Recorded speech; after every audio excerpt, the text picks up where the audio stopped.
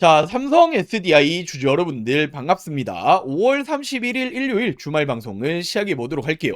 자, 최근 우리의 삼스디 굉장히 좋은 모습 보여주고 있죠. 특히나 증시 역시 코스피도 사상 최고가의 돌파가 나와주고 있는데, 자, 중요한 건 지금까지는 삼성전자, 하이닉스로 수급이 쏠림 현상이 나왔다라면 이제는 이어지는 흐름이 나와주고 있죠. 자, 2차 전지 시대가 다시 한번 도래하고 있습니다. 그 중심에는 우리의 삼성 SDI가 있다라고 생각을 하시면 되고, 자, 최근 주식시장 보시면 아시겠지만 결국 갈 놈이 계속 가죠. 자, 왜냐하면 기업은 실적으로 말을 해야 하고 실적이 주가를 만들어낸단 말이에요. 자, 헌데 우리의 삼성 SDI 1분기 실적 어떻게 되었습니까? 적자 폭은 줄이고 흑자 전환에 대한 기대감 굉장히 높아지고 있죠. 자, 먼저 이렇게 우리의 삼성 SDI가 올해에 여전히 적자 유지는 했지만 중요한 건 하반기에 흑자 전환에 성공할 것이다. 자, 지금 이 적자 폭은 줄이고 있고 하반기 분기 흑자 전환에 성공할 것으로 전망이 나오고 있다. 자, 지금까지 전기차 캐즘 현상의 매출 실적이 빠졌기 때문에 주가가 내려왔지만 올해는 다르다. ESS 에너지 저장 장치 배터리죠. 그리고 이 원통형 배터리 판매 호조가 나오고 있다. 결국 실적이 턴어라운드가 나오게 된다라면 주가는 어떻게 됩니까? 자연스럽게 따라간다라고 보시면 되겠죠. 자, 특히나 최근에는 벤츠 공급 계약까지 체결을 하면서 국내에서 유일하게 독일 자동차 3사 모두 공급이 들어가는 게 우리의 삼성 SDI죠. 자, 더욱이나 이 벤츠를 넘어서 이제는 글로벌 빅테크 아마존까지 들어간다. 삼성 SDI가 전력 인프라로 반등을 노리고 있다. 자, 아마존과의 공급 협력 논의에 들어갔고 당연히 지금 이 AI 시대 데이터 센터는 계속 늘어나고 있는데 그에 따른 ESS 에너지 저장 장치 배터리는 당연히 수요가 늘어날 수밖에 없겠죠. 자, 그렇기 때문에 지속적으로 올해는 흑자 전환에 성공할 것이다 라는 전망이 붙어주고 있는 겁니다. 자, 그리고 중요했던 유럽 쪽의 전기차가 생각보다 잘 팔리고 있죠. 그렇기 때문에 우리의 삼성 SDI가 유럽 수주 2028년부터 본격 매출화가 나오기 시작할 거다. 목표 주가는 다시 한번 증권사들이 상향을 시키고 있습니다. 자, 결국 여전히 저평가 수준이다라고 말씀을 드리는 거고, 그리고 이 로봇에도 당연히 배터리는 필요하죠. 자, 그리고 이 현대차 로봇 만드는데 실질적으로 공급이 들어가는 건 우리의 삼성 SDI고, 자, 로봇뿐만이 아니라 중요한 건 ESS 에너지 저장 장치에 대해서도 실질적으로 조단위 수주가 들어가고 있는 건 우리의 삼성 SDI가 유일하다. 자, 특히나 유럽까지 수주가 시작이 되고 있는 시점이기 때문에 올해부터 실적 개선은 거의 기정사실화가 되고 있다. 실적이 개선되면 어떻게 됩니까? 주가는 자연스럽게 올라간다라는 거죠. 자, 그렇다 보니 저도 목표 주가를 이 100만원까지 황제주로까지 올리고 있는데 올해 이 100만원 정말 이 꿈이 아니라 현실로 다가올 겁니다. 자, 그럼 왜 100만원까지 올라갈 수밖에 없는 건지 중요한 내용들 제가 준비해봤는데, 자, 지금까지는 절반도 50%도 다 말씀 못 드렸습니다. 나머지 50%는 오늘 영상 끝까지 시청해주시면 다 말씀드릴 거고, 자, 그 전에 제가 정말 중요한 내용 한 가지를 준비했습니다. 지금 당장에 전 세계에서 돈이 어디로 쏠리고 있습니까? 바로 이 스페이스X로 쏠리고 있죠. 자, 지금 절대로 놓치시면 안 되는 스페이스X 진짜 수혜주들을 소개해 드리도록 할게요. 자, 우리 여러분들 지금 이 투자자라면 무엇보다 집중을 해야 될 건 바로 이 스페이스X입니다. 스페이스X의 상장 일정이 예상보다 앞당겨지고 있고 얘들의 몸값 지금 얼마로 예상되고 있습니까? 무려 2,900조에 달할 거다라는 예상이 나와주고 있는데, 자, 지금이